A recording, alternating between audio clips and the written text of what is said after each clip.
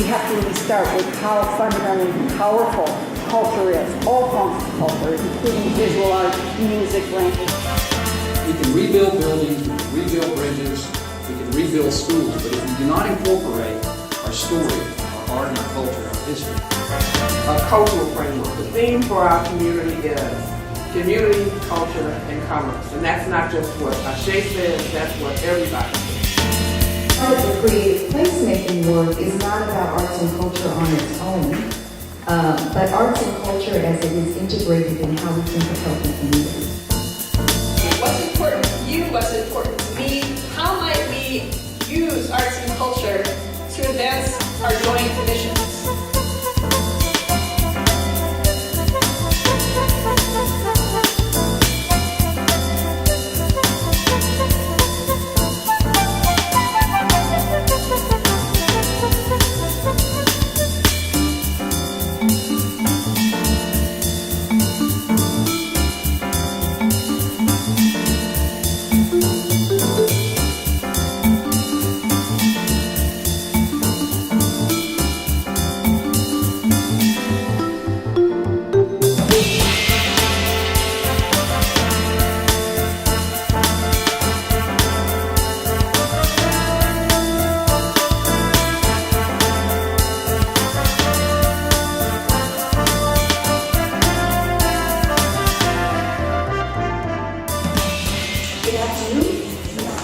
Everybody had a good lunch?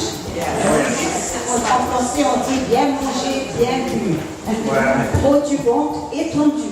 Bien merci, petit Jésus. C'est pas ça? Non? T'as compris, Michael? Ouais. Avec grand plaisir, je vous présente Tulane, directrice. Ça, c'est beau, comme une jeune dame et grand chef du PhotoVoice. I love it. Peggy Behan is the current director of PhotoVoice. We're delighted to see a young woman in power. It's great.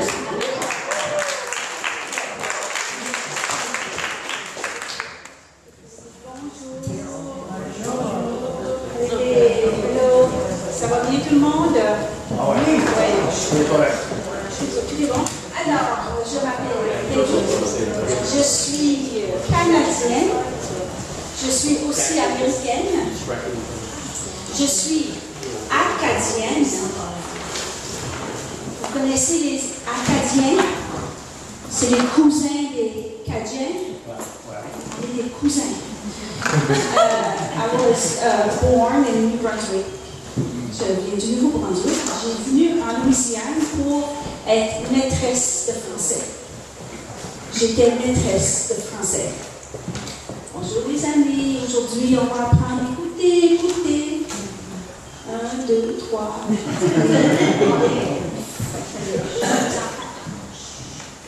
Et madame, bonjour, je m'appelle madame. Alors j'ai enseigné le français en Louisiane pendant 7 ans. D'accord? 7 ans. Ensuite, j'ai travaillé pour le ministère de l'Éducation. Ils ont dit oui, à bâton rouge. Oui. Et maintenant, je travaille au PhotoVoice. C'est moi la directrice. Ça fait 4 mois, depuis janvier. Janvier, février, mars, avril. 4 mois. Je suis la nouvelle directrice. Okay, je travaille beaucoup.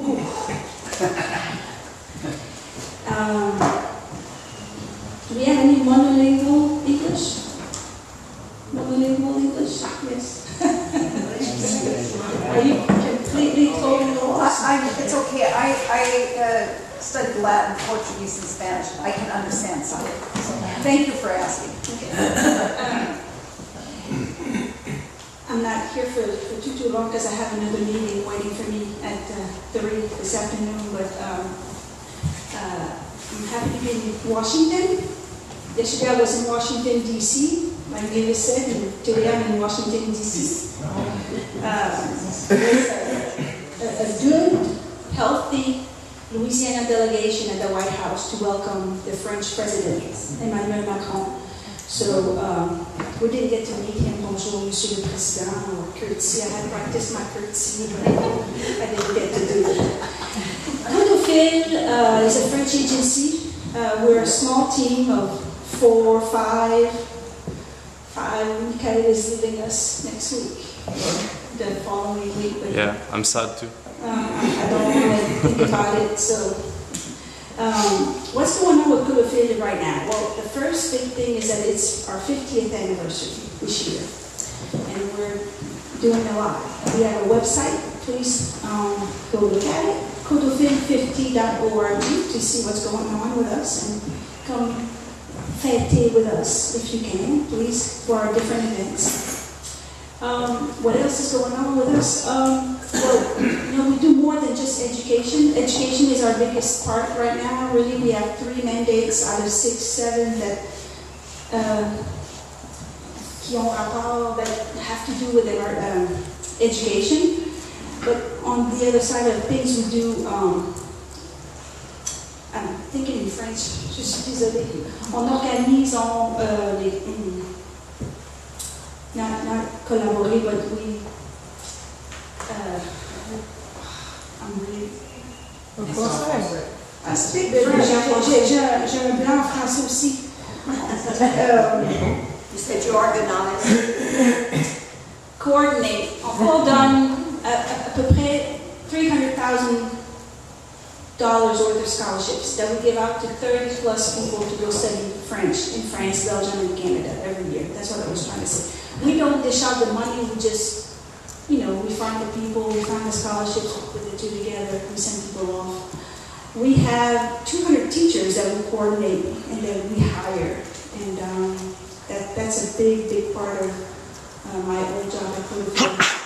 And the most important thing that's going on right now that a lot of people don't know of is that we just applied to become a member of the Organisation Internationale de la Francophonie. And that is huge, people. Think UN for French-speaking countries, okay? The OEF has 85 members. It's a budget of 13 million euros every year.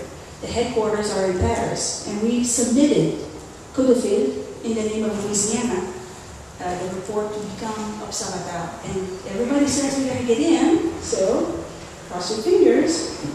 Once we're in, it means that we are going to get the same table of the President of France, the Prime Minister of Canada, Belgium, Haiti, and 80 other countries. So it's a huge economic possibility for us. We'll let you know, okay? And Michael, does everybody know Michael? Raise your hand, Michael. Michael, without him at Photophile, we would not have submitted the report. He was a major part.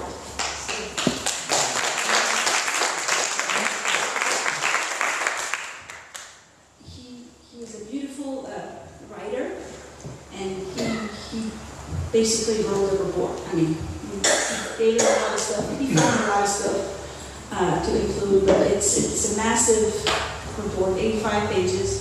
So it was not like a form to fill out. It was a big.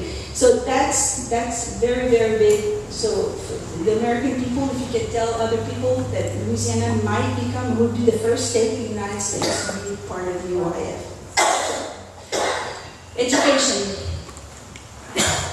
We are in a lot of elementary schools. We work with the elementary schools. We have a lot of new schools that we give teachers to. Wendte and NUNU are 2 most recent schools that have PhotoVoice teachers. And if you follow the news, but Vermilion Parish is going to have PhotoVoice teachers starting in 2019. So that's a miracle in itself. We're very happy. St. Tammany want us to go also. They're working with their school board. It's kind of a little iffy, but we'll see. But we're excited about this. If you're in your village, in your community, you want to have French immersion, you have to call us. Okay? Because right now we're spread thin, and so we work with the people that request us to go. We wish we had time to go knock on everybody's door, but we can't do that right now. So we work with the people that want to have our teachers, and we guide you, and we help you, and we show you how. So that's what we do.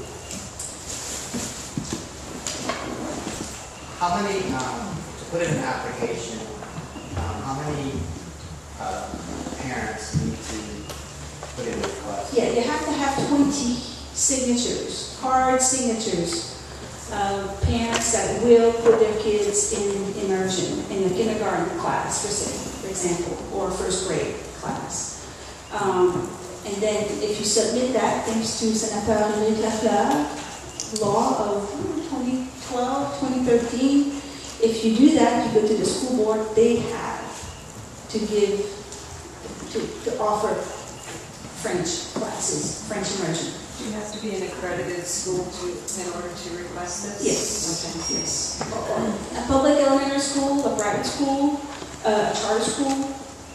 Yes. We have conditions you have to follow, like a salary and minimum salary and, different things like this, just housing for 10 days. We have a little contract with yes, we show it to you. It's, a lot of people do it, 15, 20 districts do it. So the funding is available? Well, the funding comes from the Department of Ed. Every Code teacher that goes to a parish, the Department of Ed comes back on the formula, the funding formula, and adds $20,000 to the budget to help pay the salary of that teacher. So really, it's a bargain. The French teacher's kind of the cheap labor for the parish because they get 20 grand just for hiring one of our teachers. So instead of paying the teacher 45 plus benefits, they pay him, it's like $65,000, $70,000 with benefits. It's $50,000 instead. So that $20,000 that they say they can use to buy French books, which don't buy $20,000 for French books, but little French books, the material, and also, no, that's it, $20,000 per teacher to the parish directly. Lafayette Parish has about 50 teachers. They get almost $1 million just for their French teachers. So. Question? No? Yeah. Okay. Well, I gotta head back to my little meeting. It's nice talking to you. Placemaking, PhotoVoice, Facebook. Find us if you have questions. Thank you.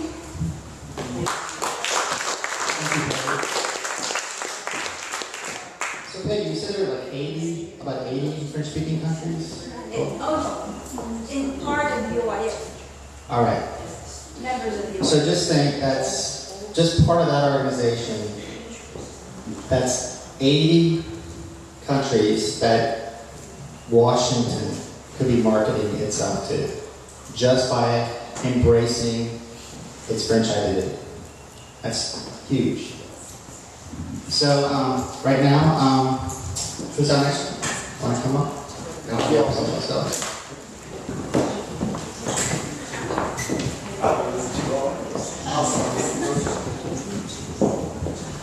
My name's Pat Thomas. I have a business here in town.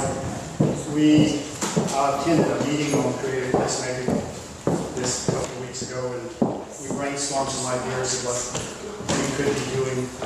I shared with them that as our church, we had a street outreach ministry that created bringing kids in, teach them, and give them a Bible study, and feed them lunch, supper that night. And we talked about gardening and stuff and doing a community garden.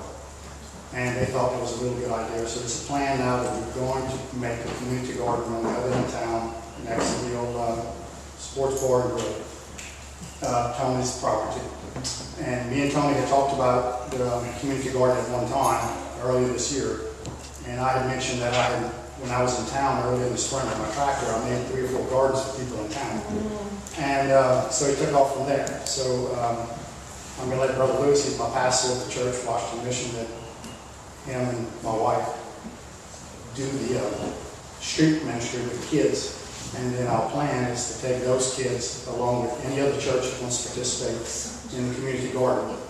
And we're going to pair those kids with older people in the community, where the older people can teach the kids not only how to plant, but how their heritage, their culture, what they used to do with the food, how they used to grow the food, and so on and so forth. And it would be something beautiful for the town as well. So, Brother Lewis, tell us, and then Tony will explain what he's doing throughout the parish. Okay, I met some of you as I came today. My name is Charrier, but I can speak in French, but I'm going to probably do it in English if that's okay. I've been working among French people for quite some time. In fact, started that church in 1994, came to Washington. I grew up about maybe 30, 40 miles north of here in the little town of Hester. My wife is from Marksville. I grew up in a home back, I started first grade in 1960. The only language I knew back then was the French language, and if you spoke French, you were punished and sent home. And so about a 10-year span of a decade, we lost a lot of as far as the French impact. But as soon as I went home, we didn't speak English. It was just totally French. I remember my grandma going to her, and she only spoke French, and so that's the kind of culture I grew up in. I'm also a church planter. I've been planting churches in the South Louisiana culture for since the early 80s. A lot of experiences in different towns in South Louisiana. I even wrote a little booklet about 2 years ago. It's called A Witness Among the Cajuns. And it's just a little short book, maybe 25 pages, but it tells all the experiences we've had. When I came here in 1994, there was an old church building just a couple of blocks away, just not far from the police station. There's a little church building that had closed, and we cleaned it up, started meeting in there. At first I couldn't find the church, the trees and the vines that grew all around it, and we kind of like going through a jungle, found the building, cleaned it up, and started the Washington Baptist Church. And through the years, it's progressed. And ever since we came to this town and looking at this town, I've always felt a burden for the young generation here in this town. You could drive down the streets, and there was boys and girls walking down the streets, and energetic, wanted to do some things. And so way back then in the 80s, we started running a van and picking kids up. Miss Angela would do a little class with them. She's a school teacher. And she would do arts and crafts and a Bible lesson and have snacks. And as that progressed through the years, we started a ministry about 15 years ago. It's called Street Reach.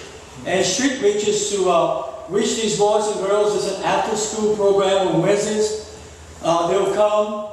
I believe they divide them up into different age groups. We have from about age 4 to all the way to about 16 to 17. And they will come. We split up at sometimes in different groups. We'll have a Bible study. We'll have sometimes a movie, and we'll let them kind of share about their school experiences, what's happening at school, what's happening in their home, share prayer needs that they have in their daily lives. And it takes a while for kids to build a trust with them. Can we trust you?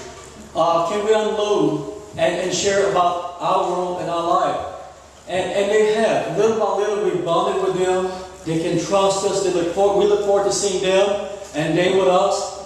We've done several projects, and then the class lasts probably about 45 minutes every Wednesday. And then at about 5:30, we've done this for years. We cook a good home cooked meal for the kids, and they'll go home after that. Sometimes they'll stay for the second Bible study.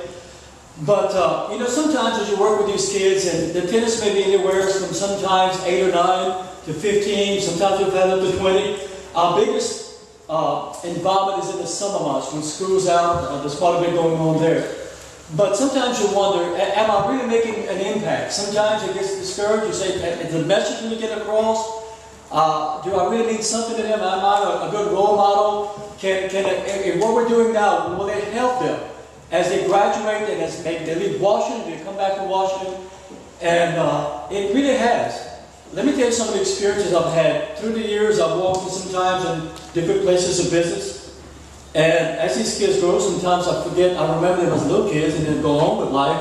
One time I was walking to Super One in Caring Crow, and this girl says, "Hey, Brother Lewis, how you doing? How you doing?" It was a grown woman, and she said, thank you so much for running the van and picking me up when I was a little girl. She says, I'm assistant manager here.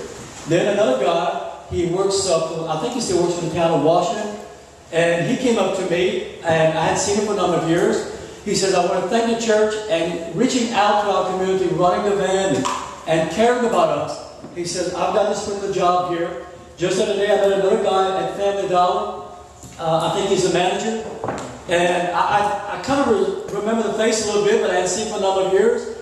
And he too, in front of everybody who was there, he says, I want to thank this church, I want to thank this pastor for the investment it made in my life. He said it made, I was going through some hard times in my life, and he says, this church cared about me, went to my community, loved us, cared about us.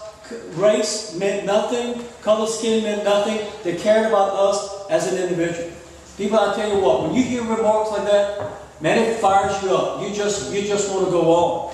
And so it's helped our church too to communicate. And they're going to share a little bit about the garden projects we have and other projects we have. Our church does a lot of mission trips, different places, and some of these kids want to get involved in mission trips. We brought some teams sometimes from Missouri. One time was a team that came from Missouri and other places, and they come in Washington and they do community projects. They might pressure wash a house, build handicap ramps, paint. Remember we went in a cemetery on Cedar Hill and cleaned that whole area. The kids joined in with us. So we've done some projects through the years, and we look forward to seeing them every week. As I look back, I say, God, thank you so much for seeing this town. I love these people. I love this town. It's one of the second oldest town, or third oldest town. The first is Acadiana, the third oldest town.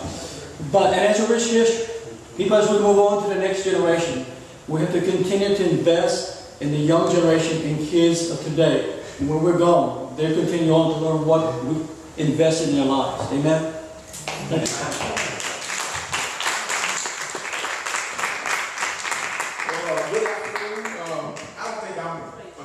To Washington. I'm a native of Washington. I'm Antonio Harris. I've been here for a lifetime. To tell you a bit about myself, I was raised on a farm, still lives on a farm right there on Highway 103. I graduated at Washington High School, which is y'all antiques mom now. That was back in 1980. But and then I went on to Southern University and got my bachelor's in animal science, and then afterwards to the University of Connecticut in nutritional sciences. So I told Pat the other day, I'm an advocate, but I'm an advocate for agriculture. Agriculture. It's what I know and it's what I live, it's what I teach. But now I also teach 2 courses at Southern University. I was just appointed director of what we call Sustainable Ag and Rural Development. We're located right there in Opelousas, right behind McDonald's. And I'm now director of that center. In fact, we're constructing a greenhouse for the first time. And there are so many, what I did when I first, I was appointed to that position, but the new chancellor came in and said, you know what, Harris, you've been here on campus, but I need you back in St. Anne Parish. I said, well, that's where I want to. And it's home. And the first thing I did was I paid a visit to the school board, and I said, listen, there's gardening at your schools, in the elementary schools, there's not much gardening at high schools, there's not much agriculture. And I said, this is important. It is important that we start to particularly tell youth how to grow your own food, and how it is important to consume your own food, and that what you grow you should eat. I think you all realize that for the first time since we created Homeland Security, that all of what we have that is precious can in one day be gone. That's it. If you ever can imagine what could happen to your food over here in the U.S., and the food that we provide to the world, if there was some bioterrorism, we would lose a lot of people. I can tell you that now. So I tell people, you don't know what you eat until you grow it yourselves. All right? And that's why I started what is called sustainable agriculture in the elementary schools. I think we're now in 10 elementary schools, first in St. Landry. I started in Lafayette, Acadiana Parish. I'm going to cover probably the 7 parishes that comprise Acadiana. So, what are we going to do in Washington? I said, it makes no sense for me to be everywhere else, and Washington can't have a community garden. And how does a community garden work? A community garden is one thing that I know of that can get all people involved in your time. In all facets, in all races. But there's only one race, the human race. We all have different ethnicities. But let me tell you that I know of. And what is my approach? I approached Pat even before this. I said, Pat, we're going to do a community garden because Pat has this fabulous wood shop. And I've seen some of the things that he's done. And I said, Pat, I don't want it so new. I said, I want it unique. I want you to take some of what you got that's old, and we're going to stack those things and create boxes. And the thing about sustainability is that you don't have to spend much of money at all. You simply use the resources that are available to you right there in front of you. And sometimes we walk and see things and don't even realize how we can use them because they're right there in front of you. Okay? So when I go to schools now, I tell them, we're not spending money. We have all of the resources that are right here in front of you. I'll get the material, most of the time it's donated. We'll get kids out there and we start building boxes. So what we're doing, raised box boards, it's just so simple. And what I do is that I actually teach them the science of agriculture. So what is that in the soils that the plant will take and grow, and eventually you can harvest it and it will give you food. What is it? You know. So we start there. So I actually start like I teach my class, but I like to start with elementary children. Children who are in the 3rd grade before they become adolescents, so they can understand not only the culture of it, but how important it is. It starts with the science. We then go into what I call the nutritional aspects of it. Why should you eat what you grow? Why is it important that you eat healthy? Okay? The one thing that we have in America, amongst all ethnicities, is obesity. Mm-hmm. Don't tell me you don't, because it is true. And I tell children all the time, you can start by combating obesity if you just start to eat right and exercise. You see in the schools right now, there's less exercise. There's classroom instruction, but we need to get children on board about the importance of eating healthy. Now, you know, you go to the cafeterias right now. I suppose it's healthy, but it's not as healthy. There should be more vegetables. And the reason why I want to put the gardens in the schools is because I want to teach the kids, this is how we do this is how we grow it, this is how we consume it. But then probably the last part of it is marketing. You know, if they can really get the concept of community garden, you can market it. You can take those things that you have in excess of and produce and have a farmer's market. We have all of those things here in the town of Washington. Washington has a beautiful pavilion. Probably a few of them throughout town that we can have farmers markets. So the very first community garden that I have a property on Main Street, I told Pat, I said, Pat, I want to showcase that piece. That's a piece that's on Main Street. So when people do come to town, I say, what are you doing right there? And I want all ethnicities to get involved. All ages of people to get involved. And once I have found that the impact of any garden that I've started is that it starts with a child, of course, being inquisitive. What are we doing? And it starts with a child putting their hands in soil. And then it starts with a child understanding that every day that they see something different in the garden. Because a plant actually grows every day and you don't even realize it. But when it's time to harvest, they really understand what it's all about. What this concept is all about. And then they also don't even know that they've created accountability, I told us and responsibility. Everybody in everybody's town should be held accountable for something. There's no way that you can say, I live in a town and that's all I do. I go home, I close my doors, I get up and I go to work. I go home, I close my doors and I go to work. No. You have to be held accountable for something in your town. There's no way. When I was growing up, my father-in-law always tell us, he said, come on, it's time to rise and shine. We would work until sunset. Okay? And then there was always this part about, okay, he said, well, now what deed did you do for a day? Because, you know, you had to do what was called a deed for a day. You know, and I was taught that. And now every day when I rise, in the course of the day, I have to remember what deed did I do for the day. Who did I help that is less fortunate than me? I am fortunate, I have to say it. I've had a beautiful life, a wife of 6 children that I've raised here in town in Washington. We're on a farm right out on the outskirts of Washington. So I've had a good life thus far.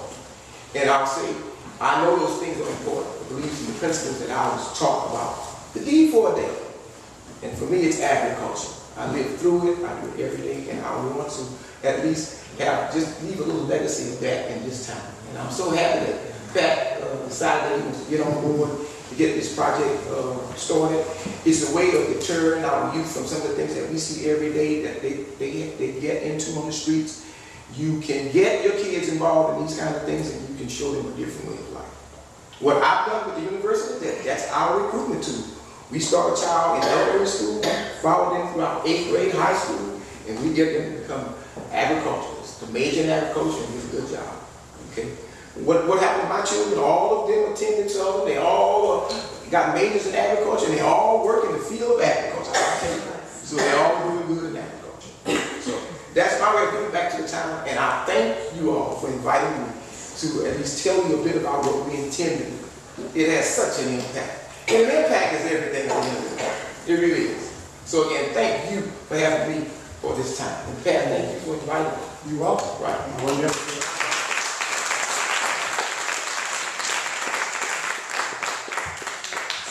Anybody have questions? You have questions? Questions? Yes, I have a question. How far along are you in this project? Just planning. Just planning, right? Yeah, planning. We only met at the lot, and we both, of course, had ideas about what we wanted to do. And this idea started just a couple of weeks ago. Right. But tell them about the landfill and the compost in the landfill. Yeah, and you know, and what is We have all the free compost you can get. Right. What is available to St. Andrew Parish is all of the free compost and mulch that you need is free. It's free.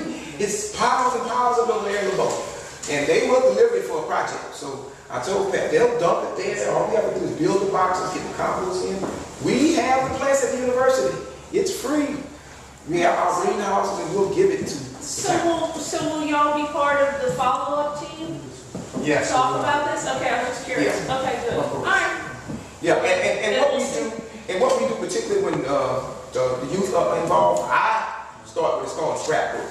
So they have to, every week they have to add something to the scrapbook and we do pictures. So at the end, it's a whole book that everybody can see and view of what they've done. Very good. Okay. There's a lady over there. You said plans at the university. Yes. Southern and Baton. Yes. No, it's up in the back. We have plans. So we have to go out there together. I'll do that. I work for them. But now next year you won't have to worry about that because we have a greenhouse that we're constructing now in Opelousas. So we will have more than enough plants. But I encourage also, I was telling Pat, not only plants, we got to do ornamentals. You can beautify this town. I like what the town is doing on Main Street, but you know, in greenhouses you do all your cut flowers. You do there's so much more we can do. That's just the beginning. Okay. Thank you.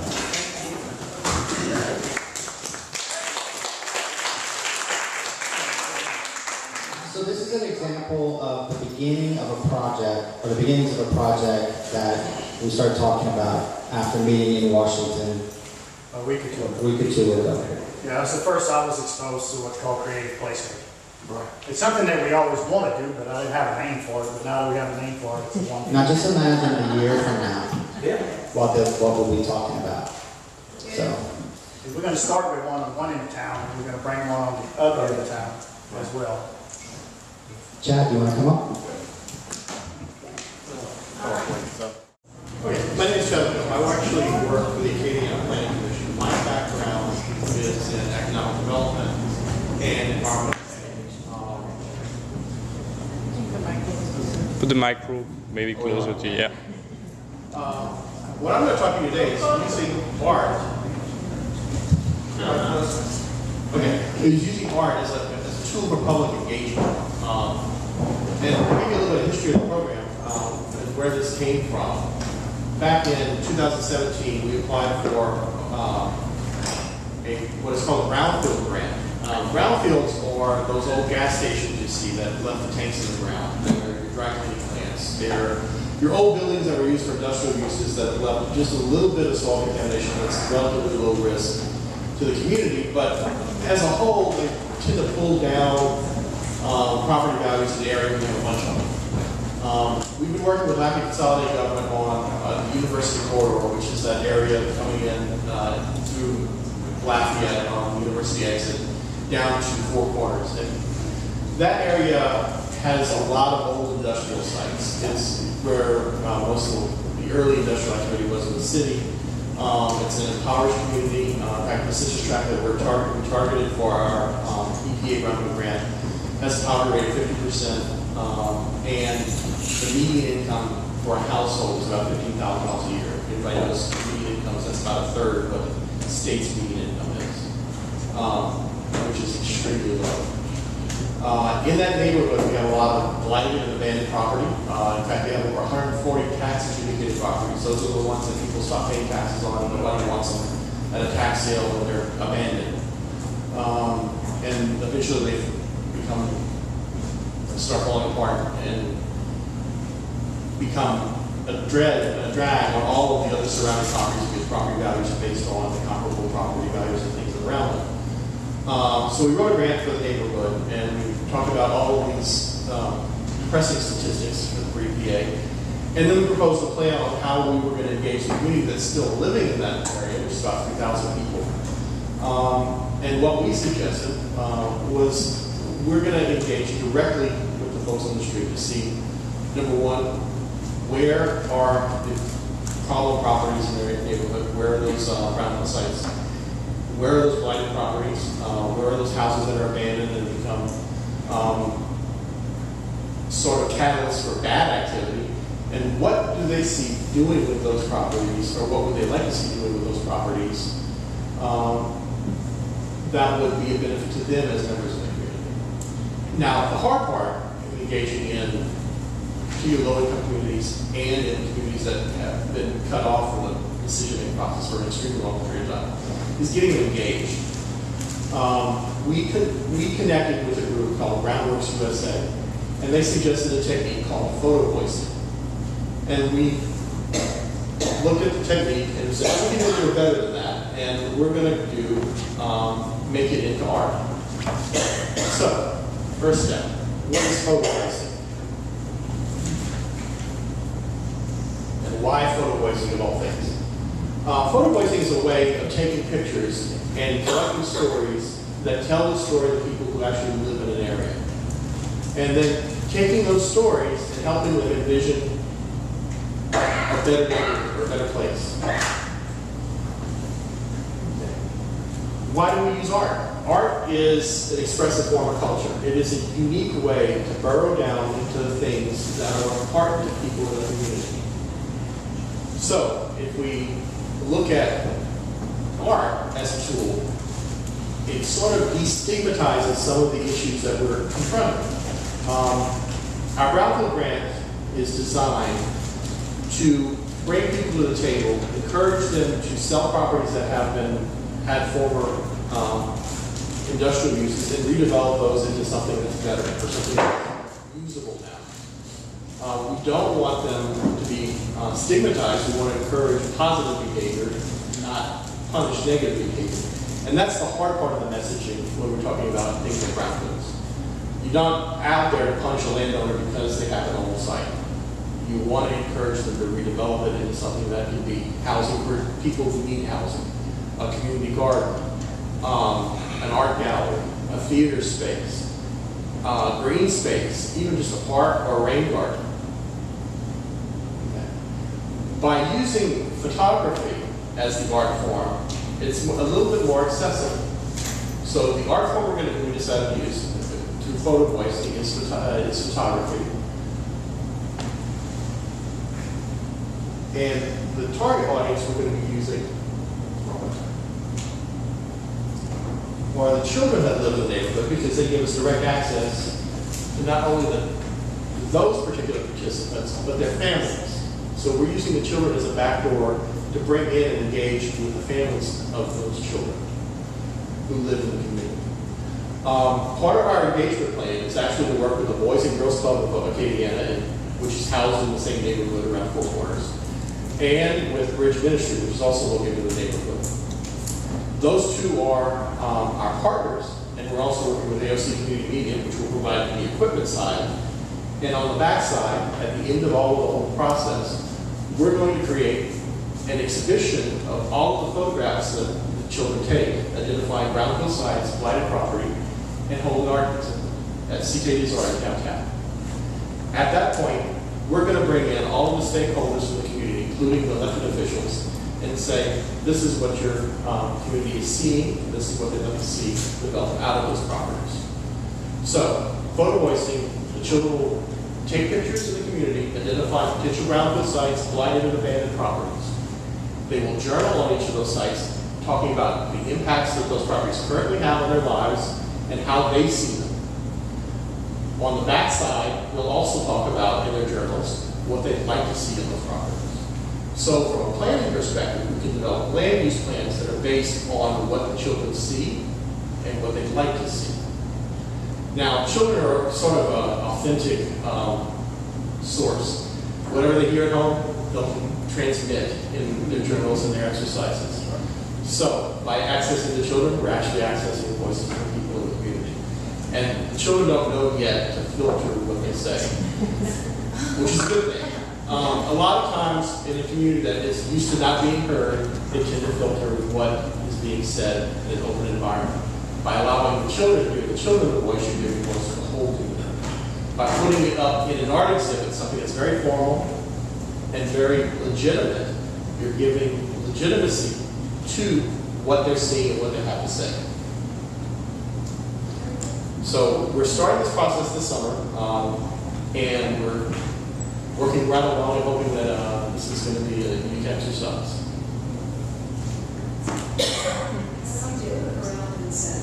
We're actually working through Boys and Girls Club and Bridge Ministry, so they're going to help us with the consent side.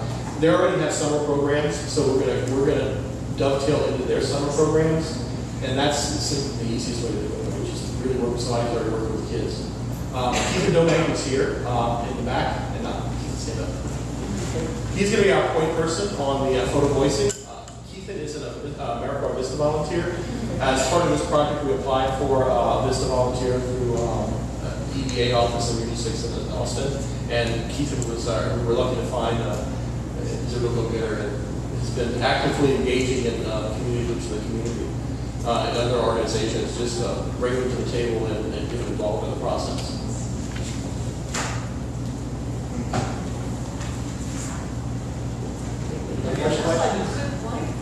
What's that? So it sounds like a very good plan. I like it. Well, in the backside, I think the art exhibit, I think, is going to be something that's going to be very powerful at the end. And we're using the University Porter study, but we're also informing the backside of that. So we actually use two different pots of money. One is from EPA, and the other was from the Department of Transportation. So we're leveraging the transportation money and the EPA money to do economic redevelopment. We were also lucky enough to get that area designated as an opportunity zone with the new federal legislation, just like the areas in Opelousas that we also got designated recently too. Our office is the one that organized the opportunity zone for the region. Do you anticipate any opposition by any groups to this process, either during or afterward? We're actually hoping that by this form of engagement, we're going to bring down some of the stigmas that are associated with the brownfield, but also reduce the opposition. One of the areas we're trying to combat is the concept of gentrification. So we don't want to make the area of the real estate market too hot for the people already living there, where they can no longer afford to live in that community. We want to keep the character of the community, but make the environment better. What about the landowners? Well, we're hoping the landowners will see it as an opportunity to get rid of a piece of property they can't sell right now. Whenever you sell a piece of property that has environmental contamination, the new owner requires a liability associated with it. Banks will not write a loan because they're afraid they're going to get stuck with a liability if the person defaults on the loan. So now their property has value and they can sell it, which raises the general property values in the area. And for the few people who still own their homes in the neighborhood, the fact that you have property that can now be sold and is on the open market increases their individual wealth, because most of the people in the community either rent or own their homes outright and don't have a mortgage currently.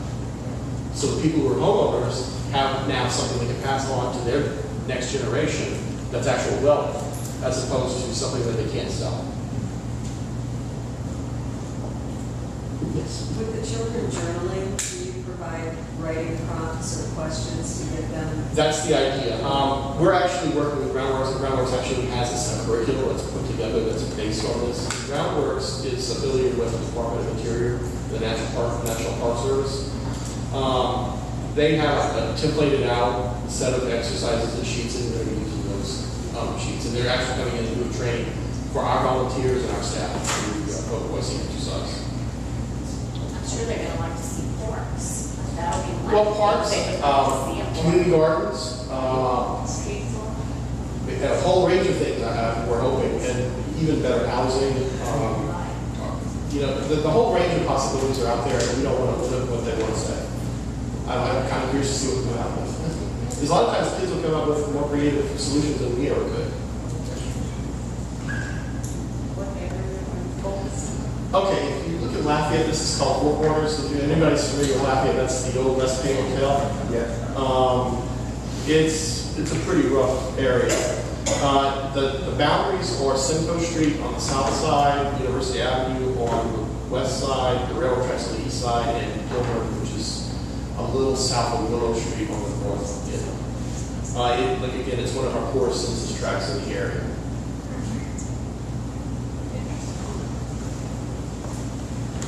So, Yes.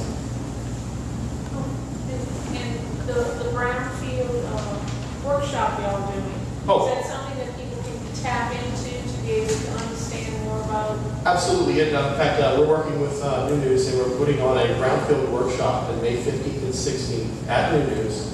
The first day, we're going to bring in all of the federal funding agencies. The title of the workshop is actually Leveraging Brownfield Resources for Outdoor Recreation, Cultural Tourism, and Development. So we're going to be looking at creative placemaking as one of the elements, but we're also working with this trails concept to develop either cultural or recreational or a combination of the two trails within the region that will be partially funded, or at least the amenities along these trails will be partially funded using brownfield resources, other money from the Department of Interior, even HUD and EDA, the Economic Development Agency. And this is open to the public? This is open to the public and it's free. We have some flyers. George's going to get the flyers. And you have to register online. It's through Kansas State Technical Assistance Program. And they have a special contract with EPA to do technical assistance programming for brownfields. But it's not limited to just brownfields. It's also for people who are interested in tourism, economic development, outdoor recreation, and creative placemaking. Then we'll make sure we share it with everyone that's attended this conference. And it's a good opportunity if you have an idea or a site or a project, bring it. At the registration, on the registration site, there's a form. If you have a site that's in particular that you're worried about that maybe contaminated, or you'd like to use it for something, fill in the form and bring it with you. The next day we're going to have a roundtable discussion, and we're going to have the funding agencies available to where you can work with them to kind of develop a set of next steps to develop your project out. Very good. And also look for funding, which is the hard part of all of this. And our agency also provides funding support and grant writing. I see so much potential for this PhotoVoice. So basically, it's like you take a photograph of an area, and then you design something you'd like to see there, so that the public can see this is what exists, whether it's a cultural asset, and this is what can be developed further. And it's also a backdoor way. Actually, our area doesn't have a lot of history with brownfields, and we're trying to develop an inventory of potential sites that could be cleaned up. So it's a good way of working with the community to develop a list of sites, but also a list of sites with uses at the backside, so that we're doing assessments with a purpose. Thank you, Jen.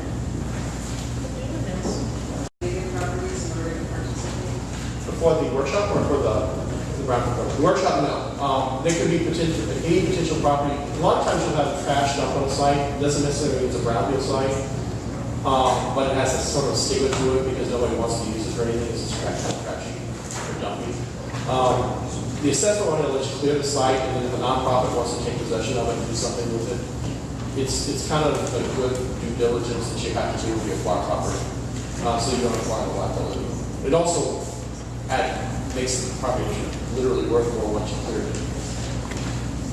And if it needs to be cleaned up, we have access to other pots of money that we can use to clean up. Chad, can you also talk a little bit about the Acadiana Planning Commission and services that y'all provide? Well, the Acadiana Planning Commission was formed 2 years ago, back in, actually going on our 3rd year now, back in 2015. And initially we were a transportation planning organization that was spun out of a consolidated effort called the Metropolitan Planning Organization.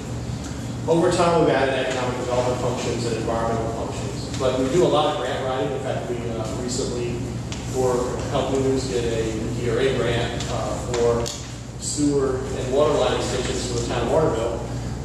We're also working right now with Acadia Parish as another grant project with DRA to develop a culture and arts master plan.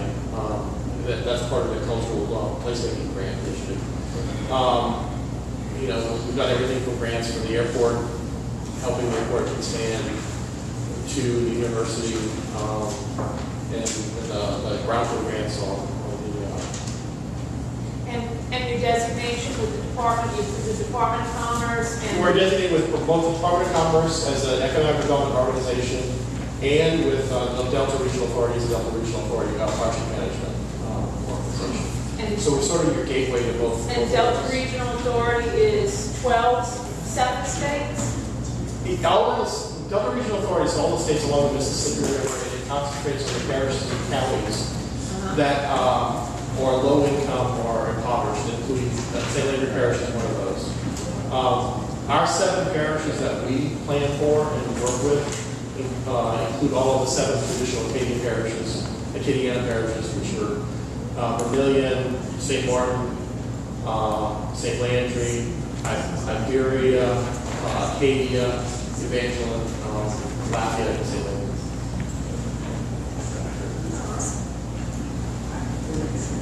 Any more questions? One more question. So how would someone from Washington access services? Just call us. That's easy enough. We're planacadiana.org is our website. Our website is planacadiana.org, and you can just email us. We'll try to connect you with whatever resources we can find. Thank you so much, Chad.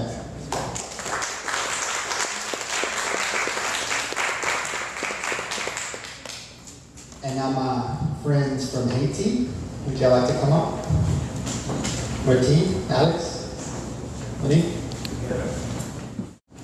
Ok. Il m'a été demandé de faire une petite présentation sur Haïti. Qui ici connaît Haïti ou a déjà entendu parler d'Haïti?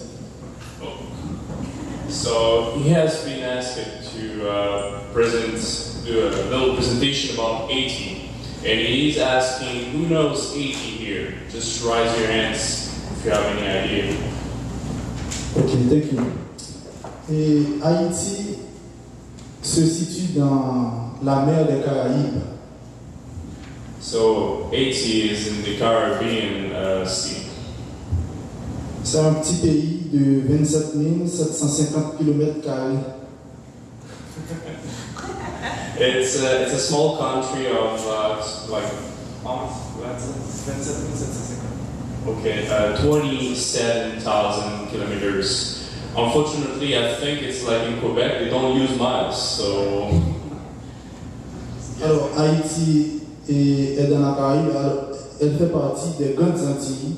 Les Grandes Antilles sont Cuba, Haïti, Jamaïque, Porto Rico. Donc, ce sont les voisins d'Haïti, et après il y a les autres îles, et la Martinique, Sainte-Lucie, la Dominique, etc. Voilà. Alors, et la raison pour laquelle nous tenions à faire cette petite présentation d'Haïti, So basically he's saying that Haiti is surrounded by many islands, so, and that the reason why he has been asked to present this is because. Parce qu'en général, dans la presse internationale, quand on parle d'Haïti, on parle de ouragan, on parle de tremblement de terre, on parle de boat people et on parle aussi d'humanitaire. So in general, when we're thinking about Haiti, the first thing that pops up is like hurricanes. Most times bad news from there. So I guess he wants to change that. Yeah, thank you. Alors, et je veux dire qu'il n'y a pas que ça en Haïti. Il y a le soleil, il y a les montagnes, il y a aussi la mer.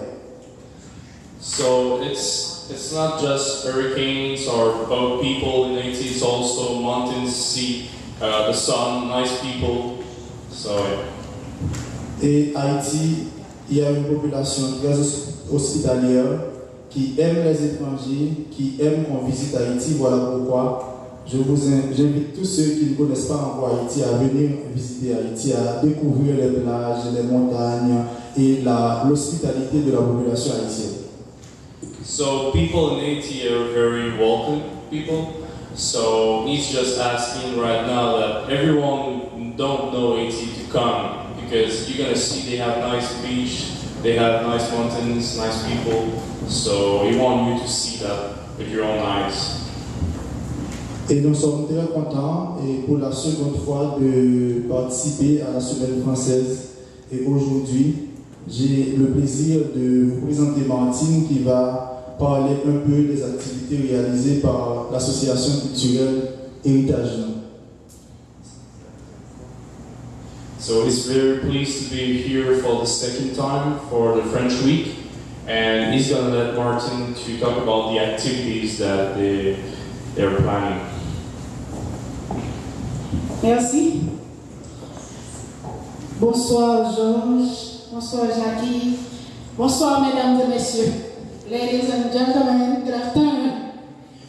I'm very happy to be here this afternoon to talk to you about Heritage NUNU. Before, I have to thank Alex to connect me with NUNU and George, and I say thank you to George to introduce me here.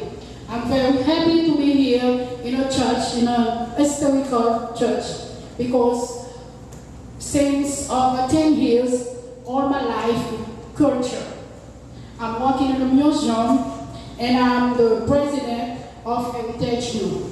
At the university, I'm teaching tourism organization and restoration for patrimony. You understand? Yes. Michael? Si mon anglais n'est pas trop ok? Your English is perfect. Okay. Okay. Héritage, you know, what is it?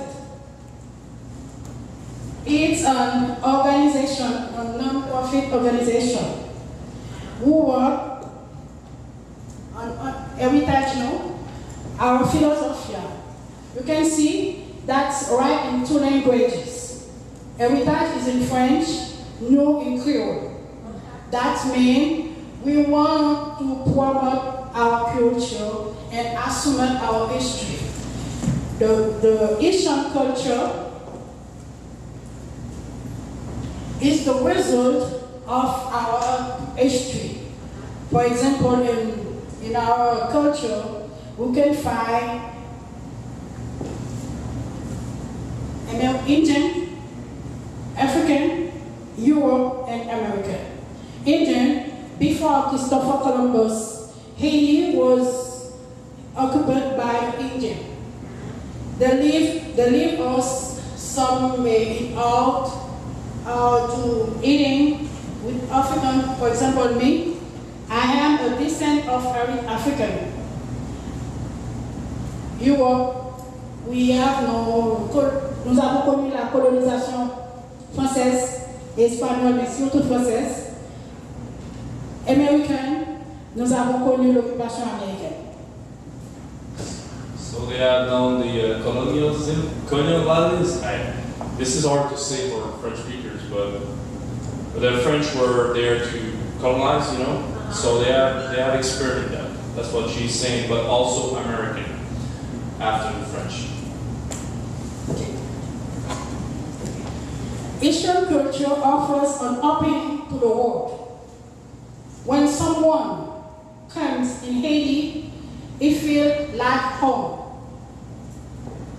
Even though you are American, African, and European, French or Spanish. When people come in Haiti, it feels okay because our culture is opening to the world. And Heritage, you know, works to promote our culture. That is our mission. Everything is okay until now. Our public, we work on children and young people to transmit and make sensibilization about their value and culture. Our activities, what are we doing? We make conference, counseling, and research. This is a conference, c'est une conférence sur l'environnement. Environmental conference. Où nous réfléchissons sur le rapport entre la culture et l'environnement et nous sensibilisons les jeunes sur le respect de l'environnement afin de protéger nos sites culturels et patrimoniaux. That's long. I'm gonna try. So basically what I understood, they are making links between the cultural sector and the cultural and what is environment and cultural, and they are helping kids with this project. Ça c'est une conférence à l'université que Héritage avait organisée sur l'environnement et la culture.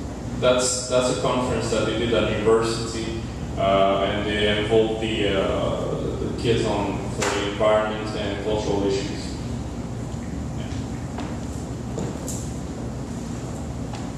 C'est une autre conférence et on avait organisé sur Dessalines, le fondateur de la patrie. That is a conference that talks about Jean-Jacques Dessalines, the father's nation.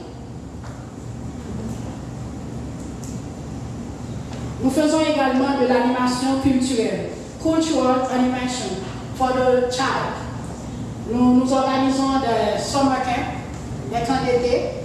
C'est une affiche pour un camp d'été, summer camp, autour du thème origine, moi c'est fierté. I said that in Creole, but in English that say my origin is my ground.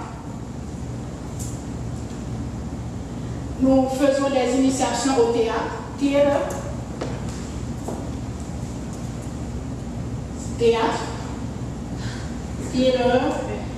dance.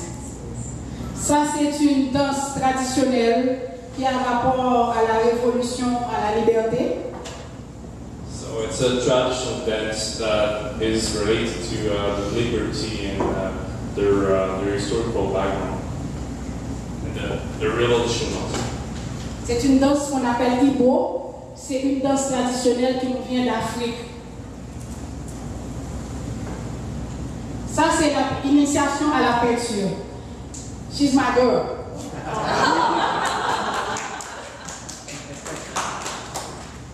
So it's just they initiate kids to paint.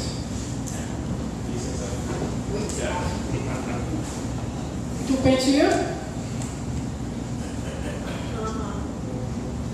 Là,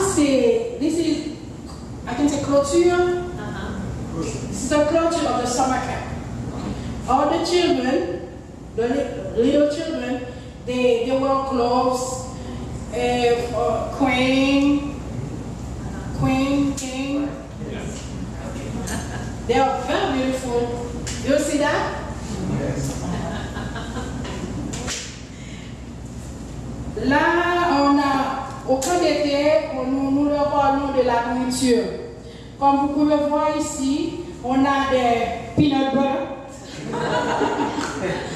manioc, zaboka, In Creole, c'est des avocats. In French, avocat. You know avocat? Et cassave. On fait la cassave avec le manioc.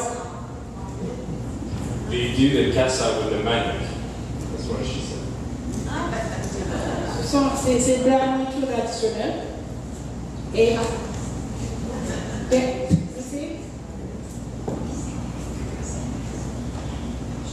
this is an exhibit, what we do with them during the summer camp. We work also in the school to make cultural education. Ça, c'est une école catholique, le Catholic School. Cette fille-là travaille la poterie. La poterie, c'est un héritage amérindien. It's very hard for us sometimes to pronounce things in English. Because in French you pronounce everything. C'est poterie. Pottery. So in English I pottery.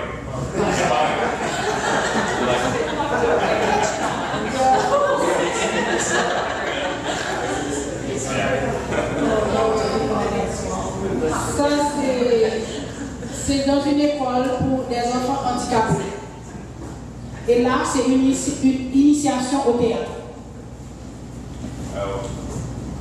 So before you saw the girl, she was initiated to the pit. Now it's like to theater, like dance. Yeah, just theater. So. Okay.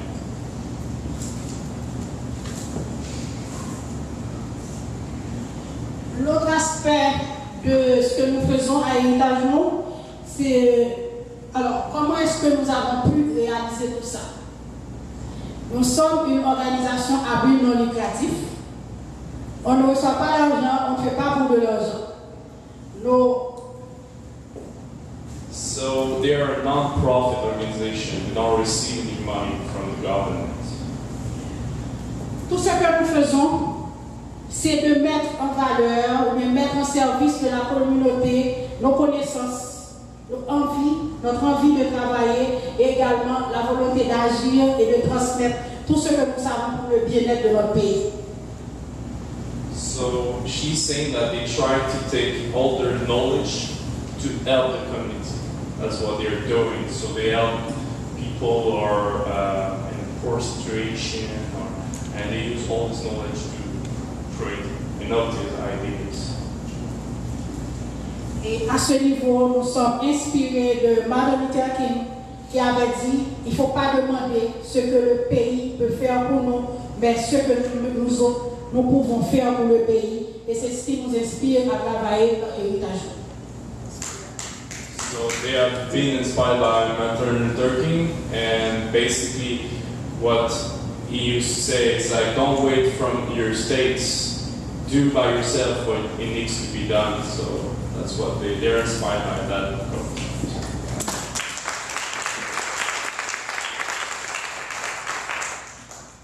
À part cette volonté de transmettre, nous travaillons également en partenariat, de partnership. Par exemple, c'est-à-dire, quand je parle de partnership, quand nous allons dans les écoles, nous organisons les camps d'été, on ne paie pas pour l'espace, pour les espaces. Il y a des institutions qui mettent leur espace à notre service. So when she's talking about partnerships, what she means is that they don't have to pay for a place. It's the people who help them, and they give them, for example, this place where we are now and we can talk, so it's free because all the actors are working together.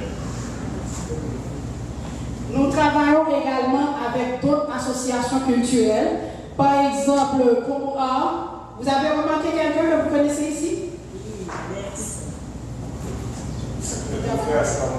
Yeah. They're working with different associations. So if they know. Fomoa. Alex? Where's your hand? Avec Alex, on nous aide avec les enfants de la peinture. Comme vous voyez là, c'est dans un camp d'été. Il est en train de les guider pour faire des dessins. So he's a famous people there because, as you can see in the picture, he's trying to help the kids to draw. So that's what he's doing. A good job, though. Very good. Encore Alex, après pour c'est l'un des partenaires de Héritage, non? Partnership with Héritage. Yeah, he's one of the partners. À part le partenariat, nous avons également le bénévolat. Bif. I don't know if we say benevolent volunteering in English or you can say volunteer. Yeah, so they do volunteering and Comme vous voyez, ce sont les jeunes. Ils sont contents de partager avec les plus jeunes, les enfants, ce qu'ils ont, soit au niveau de la danse, du théâtre, des poteries. Et en retour, nous leur offrons des certificats comme vous voyez ici. they're very proud to show their skills, what they can do, and in exchange, what this association does, it's like they give them certificates.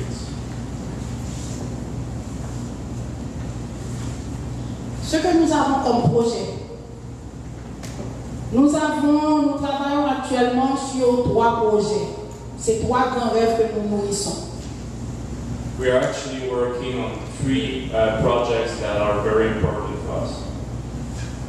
En Bien-Aimé, nous travaillons sur un projet de mettre en place le centre culturel d'interprétation sur l'histoire culturelle en Haïti et les États-Unis. So they are working on this project. You can see the virtual interpretation center and cultural history between Haiti and the United States. Ce qui nous a poussé à penser ce projet, c'est notre premier voyage ici à Arnaudville, en Louisiane. On a remarqué beaucoup de similitudes sur le plan culturel, surtout au niveau de la gastronomie. So what pushed us to start that project is when we came here in Louisiana, because we realized that we had a lot of things in common, and mostly the food.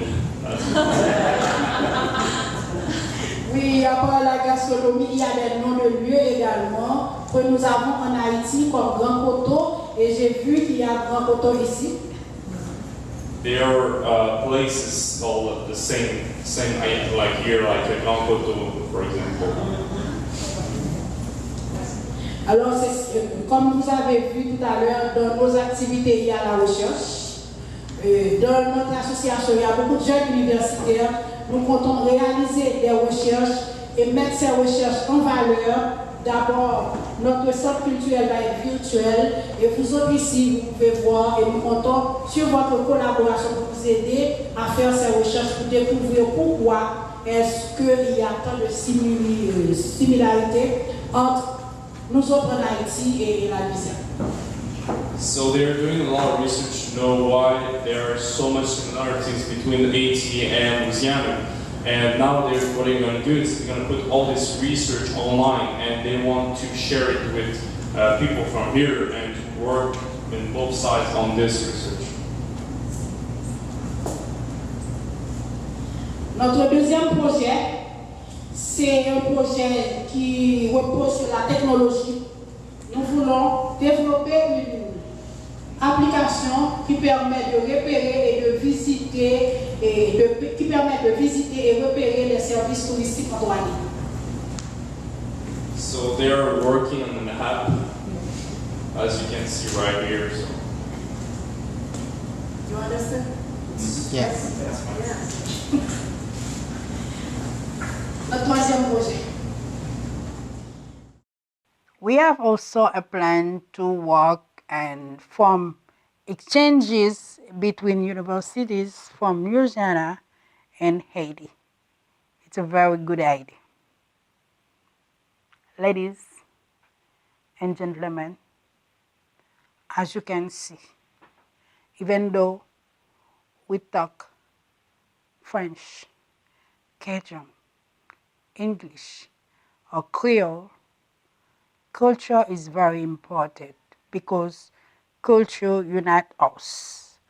Au nom de l'héritage français que nous partageons, au nom de la culture créole que nous avons en commun. Vive la culture. Vive le travail de NUNU. Merci à vous. Thank you, everybody.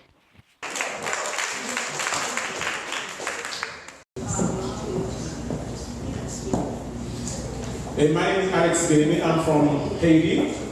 I'm a painter, a plastician, and I have a non-profit social cultural association, and I work with young artists. Je vais continuer en français parce que mon anglais s'est déshabillé au cours de route. Ok, et puis l'objectif de l'association, en fait, au début, l'association a pris naissance en 2006 et après avoir gradué à l'École nationale des arts en Haïti.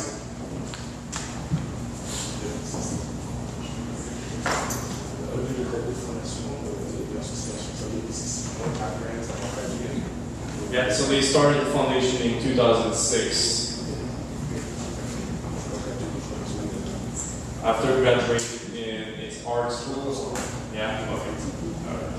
Ok, merci. Et je ne voulais pas être selfish. Je voulais surtout aider les autres. Je voulais utiliser ma capacité en tant qu'artiste et gestionnaire culturel pour aider les autres, non seulement à produire et surtout à promouvoir leur production. So he doesn't want to be selfish and just working for himself, so he started to help each other to show their productions in general. Il y a plusieurs aspects dans les interventions. Le premier aspect, c'est surtout l'aspect social. Parce qu'il y a certains jeunes qui ne sont pas scolarisés. Et à ce moment-là, ils sont marginalisés. Et je me suis dit que les arts est un moyen pour les aider à se valoriser dans la société. So there's a social aspect because a lot of kids didn't attend school. So he thought that was a good way to use art to help them to succeed in life. Et l'autre aspect est surtout l'aspect économique, et parce que lorsque quelqu'un n'est pas scolarisé, il est vraiment difficile de se trouver du travail, et avec leurs tableaux, leurs sculptures, ils arrivent à répondre ou à subvenir à leurs besoins. So there's the other economical aspect. It's because they don't go to school, so they don't find jobs. So by doing some hard work, they can know a skill that they can use it later on. Au niveau de Art, on n'est pas seulement basé en Haïti. C'est vrai, nous avons organisé plusieurs activités culturelles au niveau de plusieurs villes et de provinces, mais surtout LaComb Art a voyagé un peu partout. Nous avons été en Belgique, et en France, et au Canada, et au Sénégal, en Argentine et en République dominicaine aussi. So they don't only travel within Haiti, they also go abroad. So they went to Belgium, they went to France, Canada, Senegal, and Argentina, Republic Dominican. Et là maintenant, nous avons plusieurs connexions. Et comme on est en contact avec NUNU Arts ici en Louisiane, nous sommes en contact aussi avec des organisations et des pays dont nous avons visité et organisé plusieurs activités culturelles. So they are building partnerships around the world, and like NUNU, for example, that's one. But they have also in different countries that they have visited.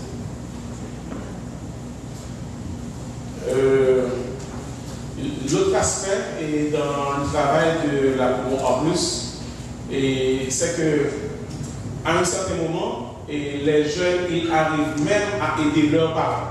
Ça est non seulement au niveau économico-social, et c'est bon, mais surtout des parents qui peut-être sans espoir et qui ne pouvaient même pas aider leurs enfants, et en retour, ces enfants-là arrivent à aider leurs parents. So the good things from what they're doing right now, it's like, for example, when they help the kids in return can help their parents who were hopeless, and then they can find jobs there. Notre nouveau projet maintenant, c'est d'avoir un grand espace où nous pouvons surtout loger certains jeunes qui sont démunis, qui n'ont pas de moyens, et surtout aider ceux qui sont plus petits à aller à l'école. So they're actually working on one project. It's they're looking for a space where kids like they can exactly. Where they can host the kids so they can eat, they can have a roof, and they can progress in life. Et certains moments, nous avons reçu le support de quelques entreprises pour acheter des matériels, mais des fois, nous utilisons aussi l'argent que nous avons, en fait, l'argent des œuvres que nous avons vendues pour encore aider les œuvres. So, translate that they are selling those artworks that the kids do to help them again. So they use all that money. They use it for them. And they receive money also from companies. Comme je le disais, je ne voulais pas être trop long, et puisque la journée a été si chargée. Et j'aimerais appeler Georges. Georges, come here, please. Yeah. Come here, Georges. Et je vais remettre quelque chose à Georges. C'est un signe de reconnaissance pour le travail qu'il fait dans le secteur. He is going to give something to George to reckon what he's doing for here and for them. It's in French. Je vais lire, c'est en français. Promo Art Plus, honneur et mérite à NUNU Arts and Culture Collective, Arnaudville, Louisiana, et pour son rôle dans la vulgarisation de l'art et la rencontre des cultures du monde. Alex Bien-Aimé, plasticien, coordinateur général et PhotoVoice Haïti.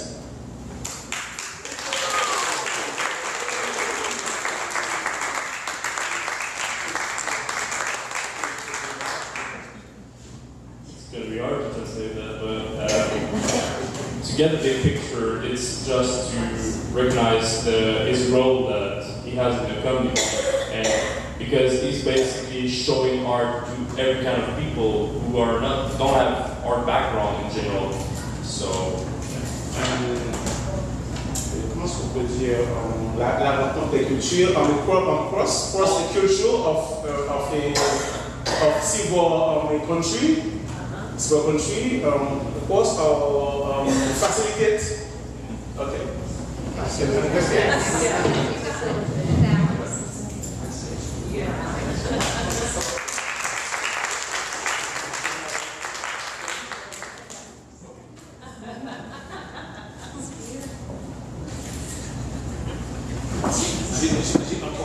think it's called cross-cultural exchange. Yes. So, let's get a good picture. There's like a metal roof behind you. I'm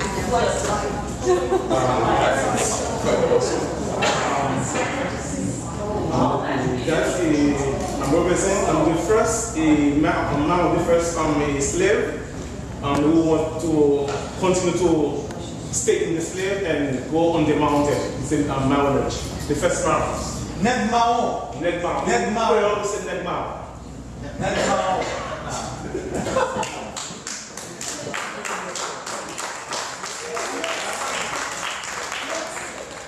Tu peux nous dire en français ce que tu viens de présenter comme œuvre? Et oui, mais la sculpture représente le premier esclave qui ne voulait plus travailler dans les champs et il s'était réfugié dans les montagnes. Et à partir de là, allait commencer un mouvement. Exactement, il voulait être libre et ça allait déclencher un mouvement qui s'appelle le marronnage. Et plusieurs esclaves, ils lui avaient rejoigné dans les montagnes et ils s'organisaient pour faire une révolte. I don't know, Steve. Can you help me? So The translator. Yes. So represents the first slave that went into Mapanage in Haiti, who voluntarily left the enslavement, decided to go live out on the mountain, and from there inspired other people to do the same. And the large maroon population is ultimately what helped foment the Haitian Revolution. Oh, cool.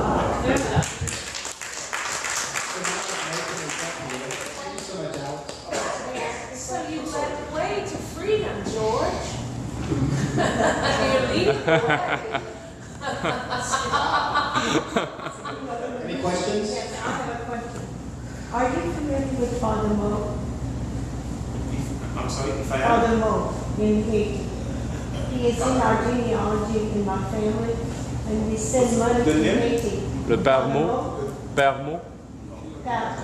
Maybe Glenville, or the Glenville. In fact, we send our Soviet family pick up money at reunions and send to Haiti. It's all Fontenot, who helps us people. He may be a different section. Okay. Any other questions? Thank you again, Alex. I should have warned you.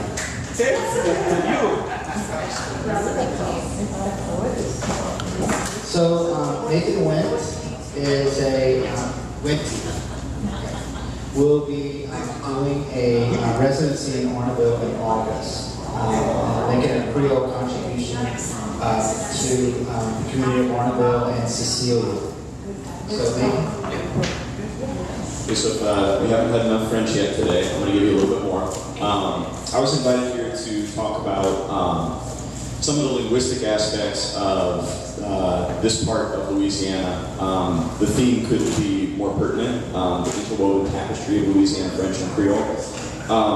My presentation is called Overlapping Repertoires, Dialectal Diversity within Louisiana Creole. So to start with this, I'm sure all know that the words Cajun and Creole get thrown around a lot here, and sometimes they don't mean the same thing to everyone who uses them. So I'm going to ignore labeling and the process that goes into that. Very interesting, but for this particular presentation, what I'm talking about is the language variety or varieties spoken by people that willingly call themselves Creole, and that's it. I'm not going to talk any more about what it does mean, doesn't mean. It's people who recognize themselves as being a community and speaking a community language. So first, we're going to talk about what is repertoire when I say that from a linguistic aspect. Then we're going to talk about what repertoires we see in the Gulf South. I'm saying Gulf South instead of Louisiana because I actually also do work with Creoles originally from here who've moved to like Southeast Texas. And then we're going to look at some examples of the diversity that we find linguistically here. Have a little discussion, conclusion, and then I want to leave as much time as possible for questions.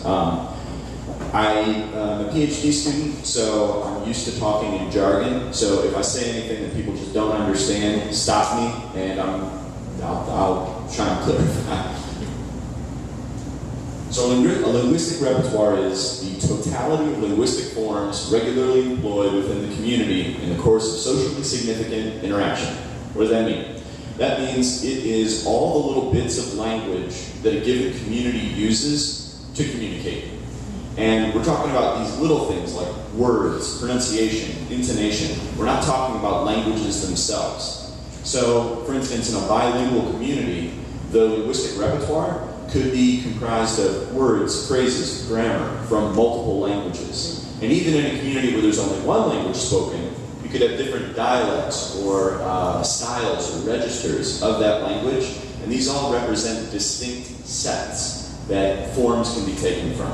And then we can also talk about the individual. The individual themselves has a linguistic repertoire that is comprised of every bit of language that they use, irrespective of whether it comes from only English or only French. All right? So here in the Gulf South, there's two speech varieties that people talk about prototypically. They are idealized. Most people, if they speak Louisiana French or Louisiana Creole, they also have some other variety or language that they know. So these are ideals. They might not actually exist in nature.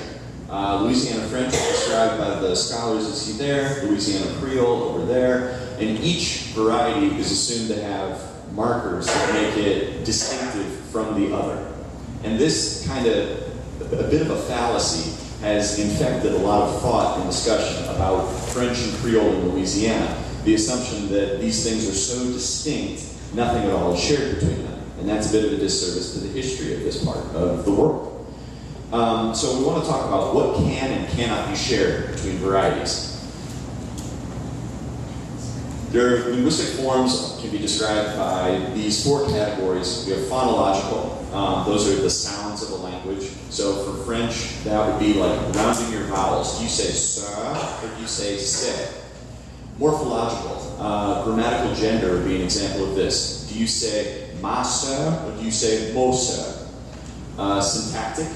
Negative imperatives. This is the ordering of words in a sentence. So, for instance, Louisiana Creole, as it was spoken in the 1880s, you wanted to tell someone, don't come, you would say pas venir.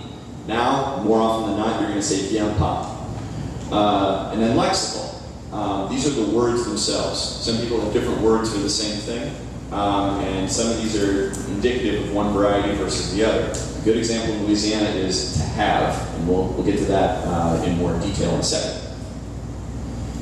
So the sample that I was looking at here, these are people from Creole families that have moved to Texas. This map's a little hard to read, but you can see they all sort of came around the Lafayette area, and they all ended up in Houston, Beaumont, Port Arthur. A little bit in Orange too. All right, this is even harder to see. Okay, so for my project, what I did was I asked 15 people to translate some English sentences for me so that I could find out what linguistic forms are they going to pull out of their repertoire to express these ideas in English. So on this chart, which again, I'm sorry, it's not clear, every vertical column represents one of these linguistic forms, and the horizontal lines represent an individual participant. And you can see there's sort of darker squares and lighter squares. The darker squares represent forms that are typically associated with this idealized Creole, and then the lighter ones are associated with this idealized French. And we see that people speak a mixture here. So if we follow one person along here, we can see this person's got French form, French form, French form. Oh, then we got Creole forms. Then we have something else that's different. Then we have one where they don't use a form at all. So you see a lot of diversity among this sample. So let's look at a couple of sentences in depth to see what I'm talking about. So when I would ask participants, how do you say, I have $5? I got a lot of different responses. Some of them were more French, some of them were more Creole, and some of them were innovative in mixtures of elements of both. So the thing I'm looking at here is the combination of how you say I and have. And I've bolded it on here. I'm going to read these 5 for you, okay? So the first one we have, j'ai 5 piastres. Then we have manger 5 piastres. Then we have manger 5 piastres. Then we have manger gain 5 piastres. And then we have mo gain 5 piastres. These are 5 people that are all saying we're all Creoles. We're all speaking what we call Creole. But that's a lot of diversity to be present in the language, and yet everyone is very confident that they completely understand one another. This is interesting, right? So let's look at another example. My brother is at his house. Again, I'm going to read these. Mon frère, c'est chez son maison. Mon frère est chez lui. Mon frère, c'est à sa maison. Mon frère, il sera à sa maison. Mon frère, c'est sur la maison. Okay, so what we're looking at here is whether or not the speaker is using a form of is, whether or not they're calling the verb house masculine or feminine, and whether or not they've got this extra element in front of house. You see, everybody except the last person says maison for house, but the last one says la maison. Now in standard French, la maison means the house, but here it's very clear that he's using that as the word for house, as he says, so la maison, his house. You can't say his the house. So therefore that means he's saying la maison as the word for just house. Alright, so as far as the words for is, the first one we've got c'est, which is a form that we find in French, and you can also find in Creole. And then we can look at the last one where there is no verb for to be. Mon frère chez sur la maison. Yes? I'm sorry, maybe I missed something that you could educate me real quick. Why are you making a reference to Creole and French is different, as if Creole is not French? It's an historical. I'm not making a claim on it. I'm more commenting on the fact that there's a long history of academics and people in communities drawing these lines, creating these boxes. Whether or not they actually exist, I'm going to kind of come to that at the end, because as I'm talking about this, these linguistic repertoires of what a community is actually using to communicate, very often what you find in the grab bag comes from multiple sources. And so that's why it's a little bit, to skip to the end here, it's a little bit silly to talk about these distinct varieties, because people are all diverse, and that means they all have diverse elements of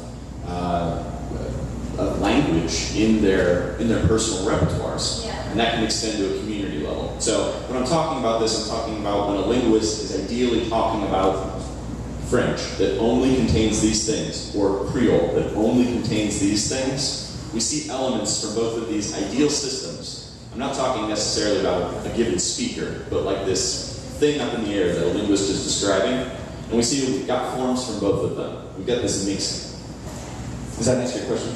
I think so. I didn't know if there was like an actual reason why specifically, because when I hear Louisiana French, I hear Cajun French, and I hear Creole French, but the word French is always in with it. So I wasn't sure if there was a real reason as to why you were separating, it was Creole and then French.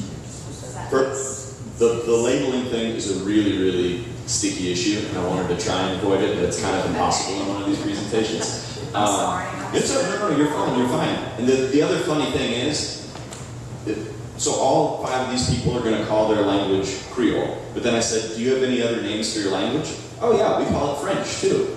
So when you actually talk to speakers of these languages, the academic enterprise of getting like discrete labels and putting things in discrete boxes quickly becomes too messy to even be worth maintaining. So, yeah. All right, so we see all of these different forms, all spoken by people that say we're part of the same community and we are speaking the same language. Although I can clearly demonstrate that the forms that they're giving me are not the same in terms of what's actually being spoken. So how long have such diverse repertoires existed in this community? Well, it's important to recognize that in any group, one of the most important things in perpetuating that group is your boundaries. Who's different than you? So for a long time in Louisiana, anybody who spoke French or Creole or something that was derived from those same linguistic resources, they were one group. They were one group, and who was the other? The Americans, the people speaking English. And the fact that that dichotomy existed pretty much from the Louisiana Purchase up until World War II, that was the primary distinction in Louisiana. That meant that there was a lot of tolerance for diversity, linguistically speaking, in Louisiana's communities. Now, post founding of Cotefield and the rise of ethnic pride movements within the United States, some people have tried to draw this more clear distinction between that's Cajun and that's Creole. But this is really only in the last 50 years that people have been doing this. And the racialization of identities in Louisiana has made this even more so. If there's a thought that, well, Cajuns and Creoles have to be different, then the languages can't be the same. That somehow implies that there's mixture of the groups, which I'm talking about the people that had an interest in racializing these identities, they didn't want that. So it had to be, ideologically, Cajuns speak one way, Creoles speak the other, despite the fact that a lot of these little forms, these words, the grammar, is shared between the two. When you think about a Venn diagram, where you've got an overlap in the middle of these two circles, the amount that's shared between Louisiana French and Louisiana Creole is quite large. Oliver Mayo from Scotland, and he came here and spent time with us for 3 months. He was working on his PhD in Creole linguistics, his study. So he recorded the conversation, just people speaking who were considered Creole speakers in the area. And then he gave a presentation at the end of it, in which he said that the Creole, Louisiana Creole, is a language to itself. It has evolved to where it is no longer Louisiana French, and that's why we have a space in there because of Oliver's input in this. And that it was, he could recognize within the language West Indies sounds, enunciations, as well as 2 different Senegal, African tribal sounds, and then French. So that's why, so I wish for you to comment on that. Okay. So the idea that Louisiana Creole, now again, I'm talking about these more abstract entities, the Creole exists as a variety, an ideal variety, different from Louisiana French, is absolutely historically true. The people that arrived to Louisiana were not speaking the same languages as slaves of African, the slaves of French masters in Louisiana. That is true. However, over 150 years, 250 years of contact between these groups, the languages have started to be pushed together so that you have shared words between the languages, shared sounds between the languages, and in fact, grammatical changes in the languages that push them closer together, which is why you find so much diversity going under the same name now, today, in Louisiana. If you look back at records of the languages in the 1890s, they looked much different. There was a period, there was a scholar named Alcifortier who translated folk fables from French, La Fontaine fables, from the French into Creole, with a lot of commentary on how it was so different from the actual French. Today, you have a lot more shared between these varieties than you did even 100 years ago. So a simple word like gumbo. Gumbo doesn't exist as a word in French as spoken in France. That is a word that came with slaves. So it was first in Creole, then it was in the French. Now it is a shared item between the two in Louisiana.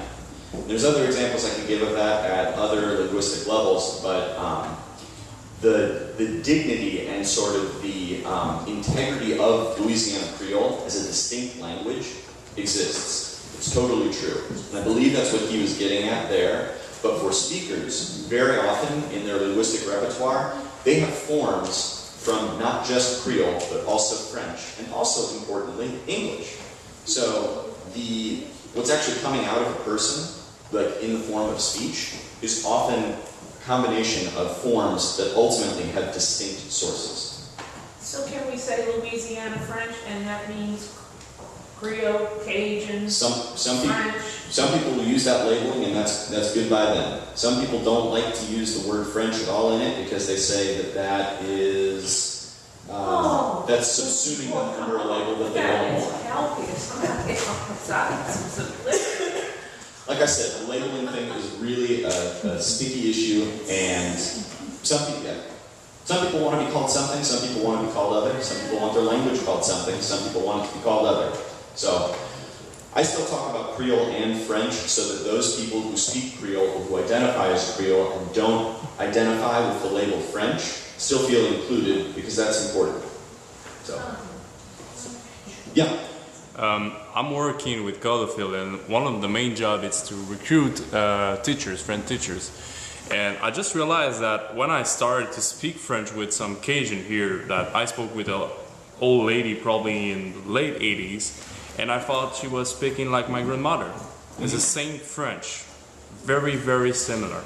And my question is, do you think it will be better to have teachers from Quebec or New Brunswick than teachers from France? Because I heard it's very often that I hear that the parents, they try to speak French with their kid and they're like, I don't understand this French. It's totally different. So the changes that are like a lot of young people that are going into French immersion because and the reason they're doing it is because they want to reconnect with their heritage language, and they're coming back speaking like a Parisian French textbook, and their grandparents looking at them like, yeah, I don't hear it. I mean, there's very, very, very much overlap, and a lot of the differences between the dialects have been overplayed over the years. But yes, I do think that it would be better, personally, if the immersion efforts in Louisiana tried to teach the local variety. And Canadians have a better knack for that than the French do, often. Although I've also met people from like extreme northern France that speak very similar to people down here. Because there were historically a lot of Normans who came over. Anyway, Code has a noble goal of trying to revitalize French as a language of daily activity in Louisiana. And linking it with other French-speaking areas is very important. And so to claim that somebody from France cannot teach French in Louisiana would be silly. But I personally wish that the curricula would focus a little bit more on the regionally distinctive aspects of Louisiana French. I mean, having some courses, you know, to show them when they arrive here what kind of words that they use. Exactly. Yeah. Because they don't use the same words. Like French who arrive here, they were seeing new animals and they were giving names for that. Yeah. And the French from France, they don't know these animals, so they're just using the same name that they are using in Europe. And I mean, to not have the poetry of the word shall we in your vocabulary because your teacher came from France and said raton laveur. That's a shame, I think. And so I guess I personally would love to see more attention paid to the local variety. What shall we? Shall we is raccoon. And that's actually a word from Choctaw. Yes? I suspect it would be extremely difficult to teach what we call Cajun French. We have such varied dialects, and you don't have to go very far for it to be said completely different in Bill Platt than it's said in Arnaudville. And so my impression is that my little great-granddaughter who is in French immersion will never speak like me. But do we converse? Absolutely. Absolutely, it is possible for an elderly Cajun to have a conversation en français with the child that's been in French immersion. 100%. It's not every word will be exactly alike, and she corrects me. She corrects me. She lets me know that Madame Dupree says some. Yes. Anyway, I love it. Merci. All the diversity that is represented by French speakers, Creole speakers in Louisiana, it would be very difficult to teach all of that, to actually find, because you need to document every single town, every single family sometimes, where the brother and sister don't speak exactly the same way or prefer a different word. It would be very difficult. But the big thing I think that the way French immersion could be improved is by valorizing the diversity that's already here, rather than, because a lot of times, I grew up taking French, and a lot of the teachers I had were very insistent. There is a right way to say things, and it is the only one. It is God's own law, and how dare you divert from it. So, having some course that would let people know that there are variants, and they're okay, they're not deviant, I think that would be an improvement. I don't know if you probably know about this, but there's this amazing dictionary of American English that this professor, I forget his name, Cassidy, at University of Wisconsin, he labored for 50 or 60 years to put together this dictionary of American English. And the point was that there were regional American English, I think. Yeah, the DARE, the Dictionary of American Regional English. 3 volumes. So for instance, my mother grew up using the word biffy to describe an outhouse. And she was from a German and Irish Catholic family in a small town in Minnesota. I never even heard. So it turns out that this book maps, all of these things. So it turns out English is the same way. Exactly. Not just accents, but they're really different vocabularies that we use in American English all over the U.S. So I think it's good to have that kind of elasticity, not to demand, there's one correct way. And I should point people out to people who are interested in Louisiana's French. There's a wonderful dictionary called the Dictionary of Louisiana French that has a lot of example sentences, many words in it, that does a good job of documenting these things that make the dialect spoken here unique, special. Any other questions? It's available on Amazon, multiple websites. The Dictionary of Louisiana French. Exactly, yep.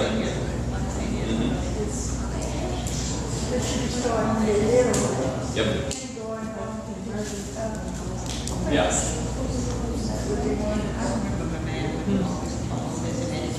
Okay. Oh, yes. I think this is wonderful what you've done here. I'm wondering, what are your plans to do with your PhD in linguistics? My PhD would be in linguistic anthropology, and I'd love it if someone would hire me as a professor.